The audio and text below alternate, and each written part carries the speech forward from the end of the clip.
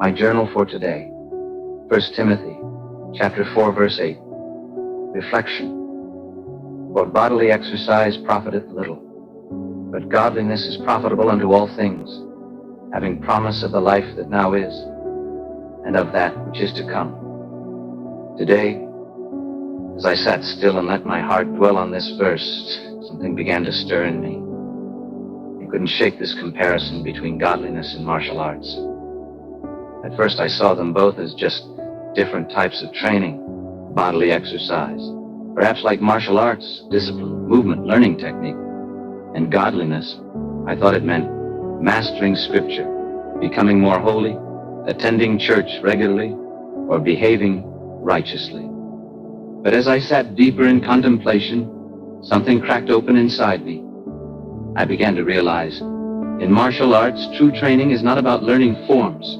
You can know every stance, memorize every kata, repeat every drill, and still fall apart in a real fight. Because true mastery isn't proven in the classroom, it's proven in response. It's in how I move when I'm caught off guard, how I stand when I'm being attacked, whether the art has become part of my nature, not just something I've learned, but something I am. And suddenly, I saw it clearly. This is the godliness Paul is talking about.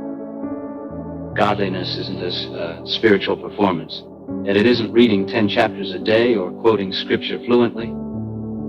It's not about being on stage in ministry or having a good Christian reputation. It's not the outer uniform, it's the inner union. Godliness is God expressing himself through me.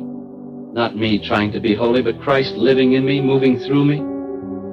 Not me reacting from ego or fear, but Christ responding in gentleness and strength and peace. I've seen it now. I can train in church, I can attend Bible schools, prayer groups, prophetic meetings, but when life strikes suddenly, when someone criticizes me, when fear creeps in, when I feel misunderstood or rejected, how do I respond?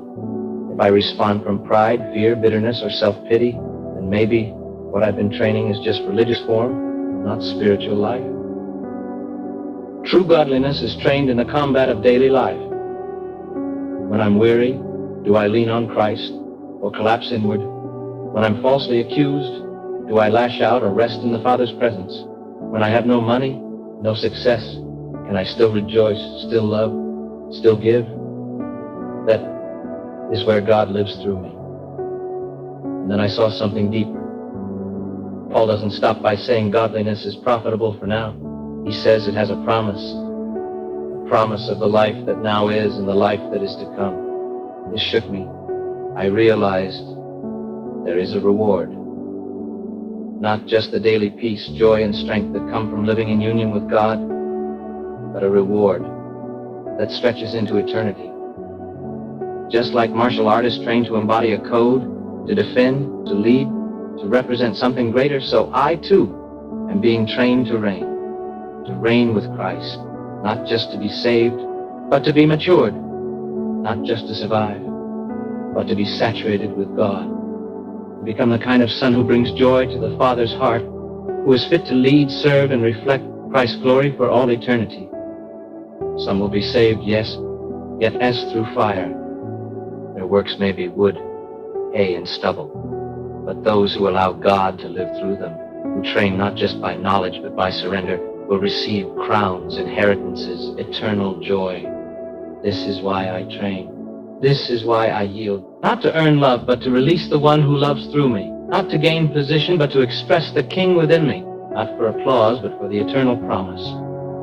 So now godliness is no longer a duty to me. It is not performance. It is not religion. It is my union. It is my becoming. It is my training ground for eternal joy. Let others chase appearances.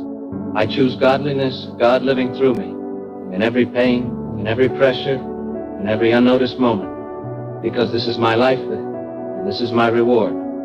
Christ in me, the hope of glory,